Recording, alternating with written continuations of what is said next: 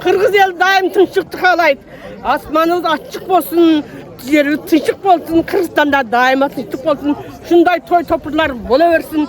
Men elime birinci mağarga den soğuluk açık mana şu caz gününe yarkırap gelecekte bizim Batken oblasının Kırgız Respublikasının geleceği keng olsun, dünyaya tanılı aldın ülkelerin katarına koşulsun. Bizim Kırgız'da makalımız var go, atağını ötürün eninde berip kek saktavay mından arı jaşı olsun. Kalabay terim soğuştu. Bravo. Ne güzel, bu жақта туғандарыңыз көп елексіз бе?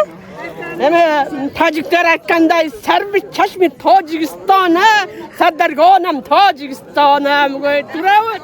Serbi Çeşmi Hudjan, Taktakoram Hudjan bugün. Men özüm Tacikistan'da çok oygamın. Balakin biroq kindiqdan tamızgan atacun. Nanыңdım men aktar bekemde men özüm Tacikistan'da törölüm. 10 yaşında Kırgızstan'da çok oygamın. Kızbel ayında men güllöp törgönmün. Suyum adabız, bırak aşıgör, ekelden ıntımağı жақсы болды. Mana hazır vardı, kaynağalardı gördüm, kayıncıkları gördüm, baldızlarımı gördüm, bari ziynap sıktap, şartlaşıp şıraştım. 5 жылдан кейін емі көріштіңіздер? Емі көріштіңіздер. Садыр Жапаров рахмат, Ташиевке рахмат, шынжалып, тарихты үйіштіріп, шекараны ашып болғанға меңдерді разымыз. Жақсы болды, ашылғаны бізде бір туғандар көңше ояқта жашайттар, біз жақта 5 жылдан бері бір-бірімізді көрлекедек, енді көрдік. Ашылбайды деп жүретедек.